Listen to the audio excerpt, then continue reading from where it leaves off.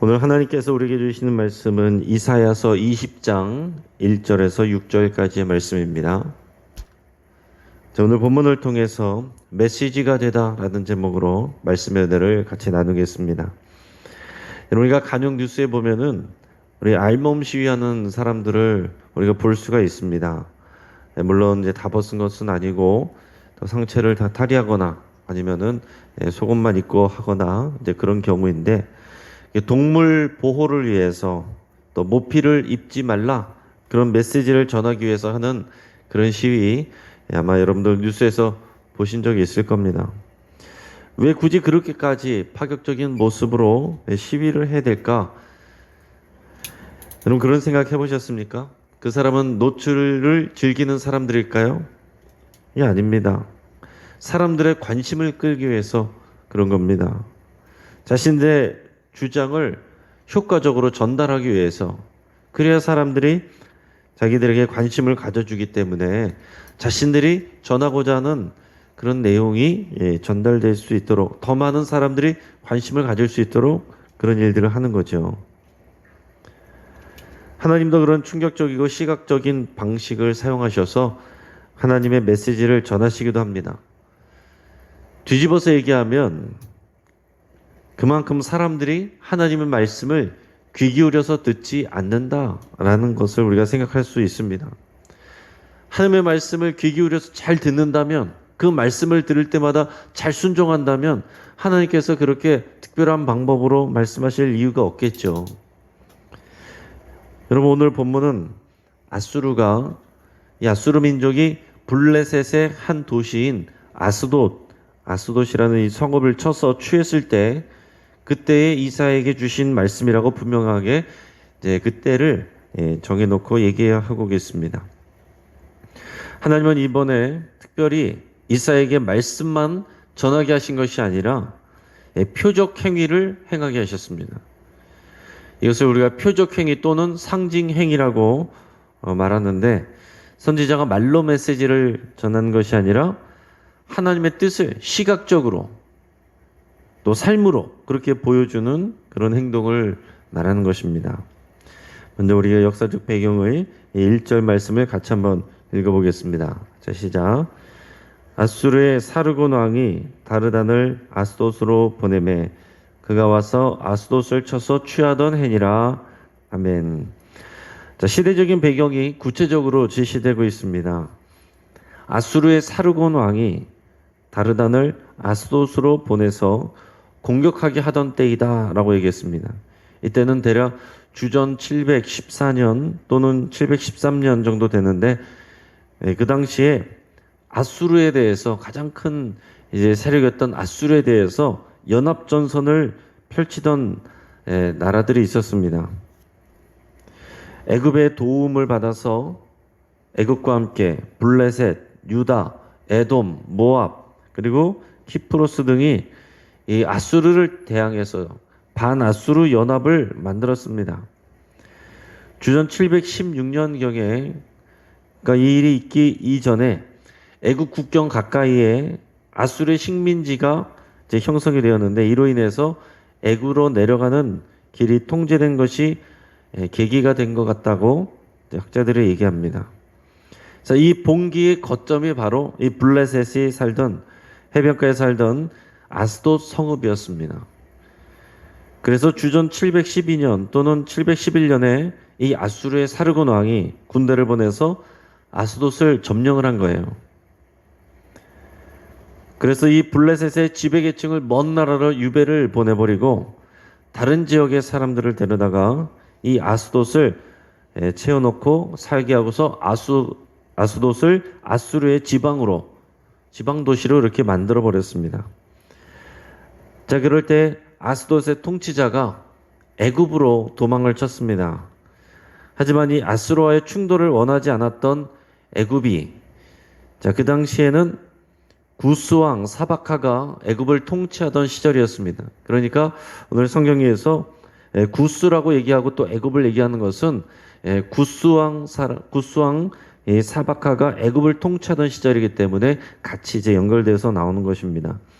근데 이 애굽이, 이 구스 왕이 그를 아수르에 다시 그냥 넘겨줬습니다. 그러니까 배반을 한 거죠. 자기가 살기 위해서 동맹을 맺었던, 연맹을 했던 그런 지도자를 적에게 내주고 말았습니다.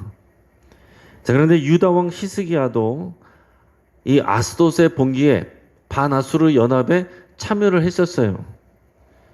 그런데 이런 일이 생기기 전에 늦지 않게 그 연합에서 빠졌습니다. 그리고 아수르의 지배를 받아들이고 그 앞에 머리를 조아렸어요.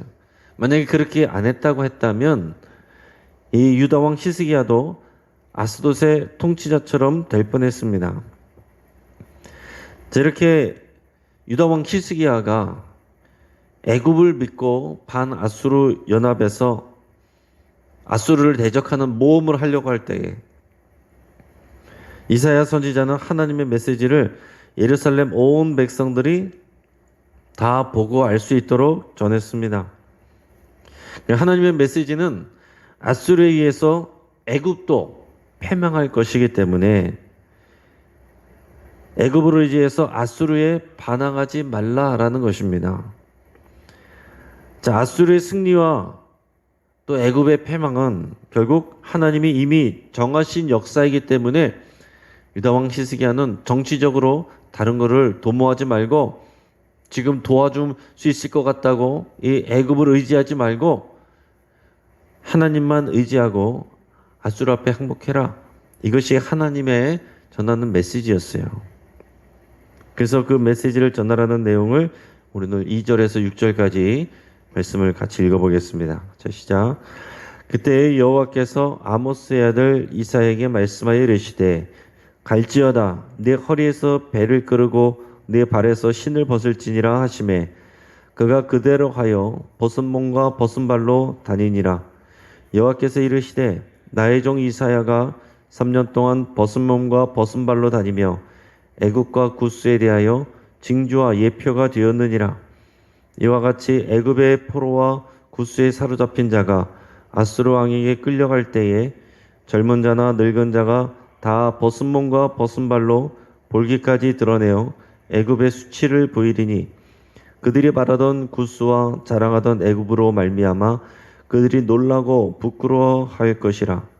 그러나 이 해변 주민이 말하기를 우리가 믿던 나라 곧 우리가 아수르 왕에게서 벗어나기를 바라고 달려가서 도움을 구하던 나라가 이같이 되었은즉 우리가 어찌 능히 피하리오 하리라. 아멘. 자, 하나님께서는 이사야에게 뭐라고 말씀하십니까? 허리에서 배를 끄르고 발에서 신을 벗으라 이렇게 말씀했습니다. 그렇게 벗은 몸과 벗은 발로 다니라 이렇게 얘기하는 것입니다. 이게 얼마나 황당한 일이겠습니까? 하나님께서 이 예레미야 선지자, 에스겔 선지자에게는 이런 표적 행위를 많이 시키셨어요. 근데 이사야에게는 오늘의 본문하고 8장 이 두 곳에서 두 번만 하나님께서 지시를 하셨습니다. 이 두 번째 내용인데 두 번째 표적 행위지만은 그 내용이 상당히 참 충격적인 거죠. 벗은 몸으로 예루살렘 거리를 돌아다니라 그런 얘기입니다. 여러분, 저와 여러분들에게 하나님께서 이렇게 말씀하신다면 어떻게 하시겠습니까? 우리가 벗은 몸으로 이 강서구를 휘젓고 다녀라. 그게 하나님의 메시지가 될 테니까 다른 거 하지 말고 그러고 돌아다녀라 이렇게 말씀하신다면은 이게 순종하기가 참 쉽지가 않겠죠.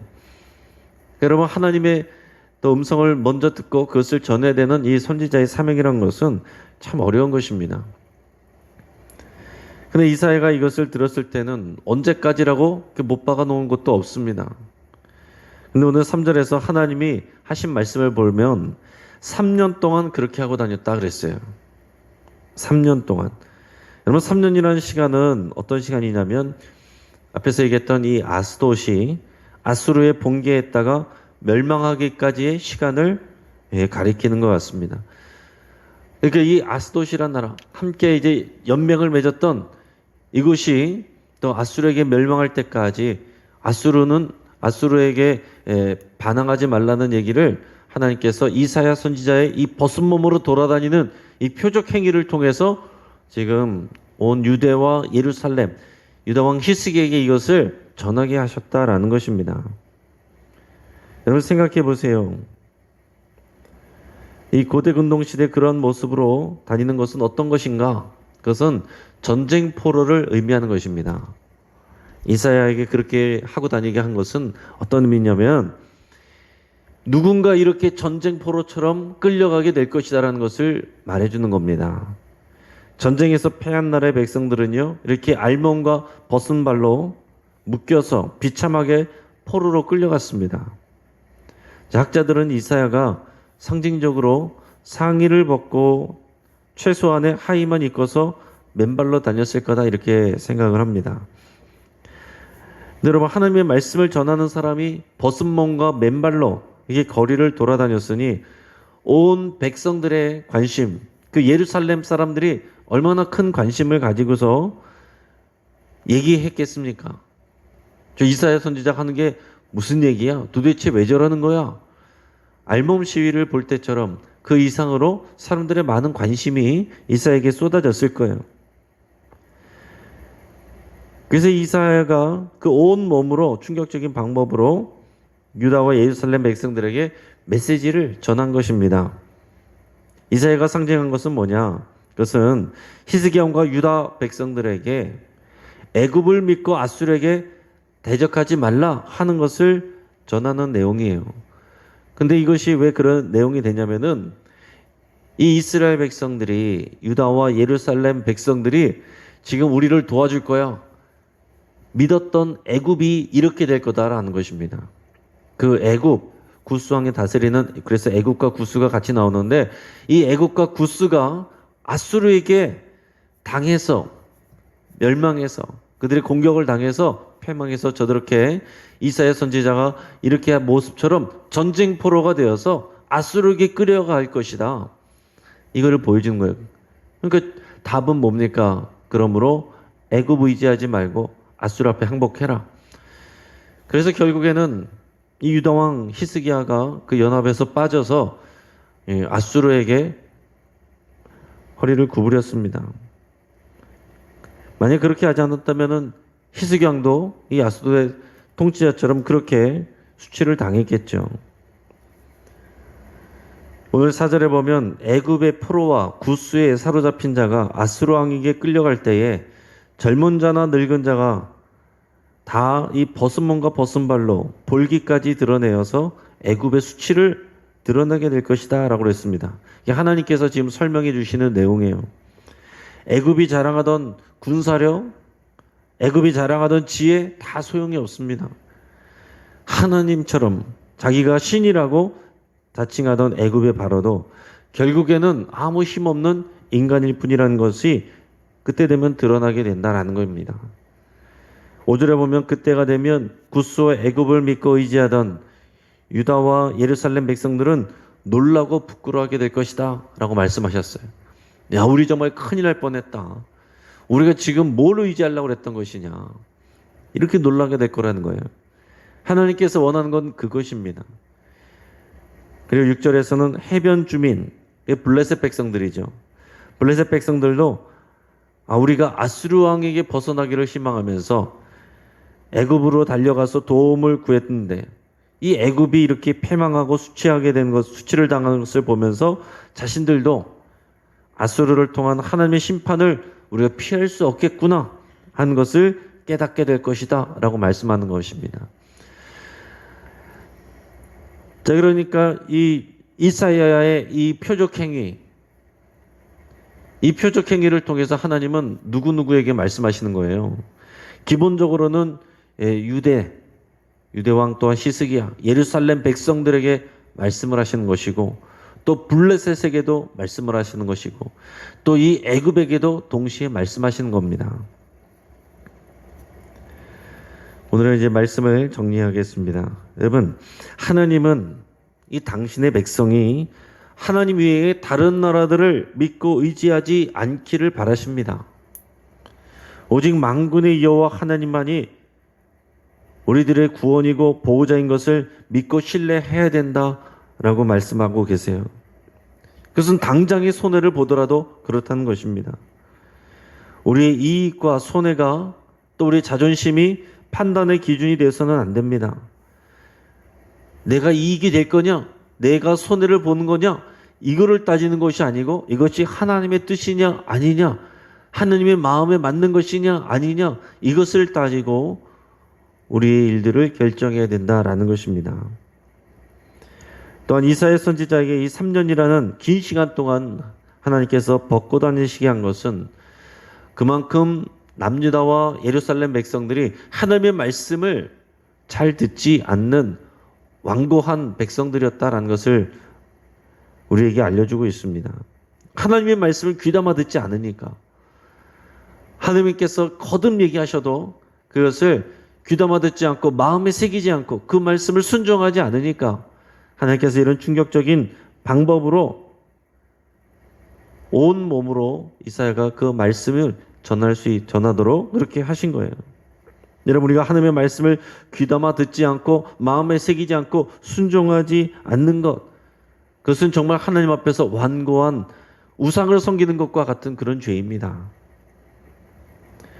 마지막으로 이사야는, 오늘 이사야를 생각해 보면 하나님의 말씀을 경청했을 뿐만 아니라 마음에 새겼고 또 거기서 끝난 것이 아니라 본인의 삶 자체가 하나님의 메시지가 됐습니다.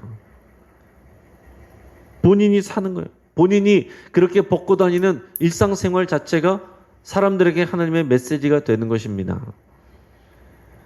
여러분, 우리 그리스도인들도 마찬가지예요. 우리는 먼저 하나님의 말씀을 잘 들어야 됩니다. 그리고 말씀을 경청해서 잘 듣고 은혜를 받는 것으로 끝나는 것이 아니라 마음에 새기고 삶 속에서 실천하고 순종을 해야 됩니다. 말씀 때문에 우리가 안 하던 것을 하고 말씀 때문에 하던 것을 포기하는 일들이 있어야 된다는 거예요. 그리고 더 나아가서는 우리가 메시지가 돼야 된다라는 것입니다. 누군가는 우리를 보고 우리 삶을 보고서 하나님을 보는 거예요. 누군가는 우리를 보고서 예수님을 판단하고 교회를 판단하는 것입니다. 얼마나 많은 사람들이 밖에 나가보시고 여러분 전도해 보시려고 해보시면은 교회 다니는 사람한테 상처받아서 교회 안 나간다고 하는 사람 허다하게 많습니다. 그러니까 우리의 삶이 메시지가 돼야 되는데 하나님의 말씀이 되지 못하니까 많은 사람들의 장애물이 되었다라는 것입니다. 하나님께로 오게 되는 제사장의 역할을 해야 되는데 오히려 걸림돌이 되고 있는 경우들이 너무나도 많다라는 거예요. 여러분이 잘 우리 상황들을 돌아봐야 됩니다.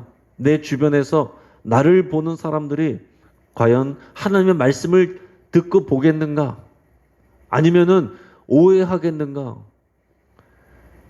그렇기 때문에 우리가 어떤 말을 하든지 어떤 행동을 하든지 다 하나님이 말씀하시는 것처럼 하고 하나님이 주시는 그 능력으로 하는 것처럼 하라. 우리 성경에서 그렇게 말씀하고 있는 것입니다. 오늘 우리가 듣고 내가 은혜 받는 것으로 그치지 않고 내가 그 말씀을 듣고 순종하고 그것으로 인한 하나님의 역사가 나에게 일어날 때 우리 삶 자체가 다른 사람들에게 메시지가 되는 그런 귀한 역사 있기를 주님의 이름으로 축복합니다. 오늘 이제 말씀을 붙잡고 함께 기도하겠습니다. 우리의 눈앞에 손해 또 이익 또 자존심 이것이 우리 삶의 판단 기준이 되지 않기를 여러분 함께 기도하고 결단할 수 있기를 바랍니다. 오직 하나님의 말씀과 뜻이 삶의 기준이 되게 하겠다고 여러분 결단하실 수 있기를 바랍니다. 손해보지 않기 위해서 또는 나의 이익을 쫓아가기 위해서 아니면은 내 상한 자존심을 메꾸기 위해서 하나님의 뜻이 아니라고 생각함에도 불구하고 나의 마음과 내 생각을 쫓아가려고 했던 것들 다 십자가 앞에 내려놓을 수 있기를 바랍니다. 또 하나님의 거룩하심을 추구하기로 여러분 결단할 수 있기를 바랍니다. 하나님이 원하시는 것은 하나님께 온전히 순종하는 거룩한 백성이에요. 그렇기 때문에 우리 교회 밖에서 우리의 삶이 너무나도 중요한 것입니다. 우리가 거룩한 백성 되기를 여러분 추구하시고 하나님이 기뻐하시지 않는 죄는 모양이라도 내가 끊어버리겠다고 여러분 그렇게 결단할 수 있기를 바랍니다. 내가 하나님의 말씀을 경청하고 순종할 뿐만이 아니라 내 삶이 하나님의 메시지가 되기로 여러분 그렇게 기도할 수 있기를 바랍니다. 또 믿지 않는 우리 가족들에게 내 삶이 메시지가 돼서 우리 어머니가 우리 아버지가 믿는 하나님이라면 내가 믿기를 원한다. 정말 하나님이 살아계시는구나 라는 그런 고백을 들을 수 있도록 여러분 그렇게 결단할 수 있기를 바랍니다. 우리 가족과 자녀들이 하나님이 아닌 다른 것을 의지하지 않도록 예수님을 주와 그리스도로 고백하고 의지할 수 있도록 여러분 위해서 같이 기도할 수 있길 바랍니다. 지금 비 피해가 계속해서 커지고 있습니다. 하나님의 보호하심을 구하면서 우리 함께 기도하겠습니다. 그리고 레바논 베이루트에서 큰 폭발이 일어나서 4천여 명이 사상하고 30만 명 이상이 이자민이 발생했습니다. 뉴스를 통해서 보셨을 텐데 그 희생자와 가족들을 위해서 우리 함께 기도하겠습니다. 하나님의 뜻이 이루어지고 그것에 또 어려움 당한 사람들을 돕는 일들이 많이 일어날 수 있도록 위해서 함께 기도하겠습니다. 우리 여러 가지 기도 제목과 여러분의 또 소원을 알려드리며 우리 주여 한번 간절히 부르짖고 함께 기도하겠습니다.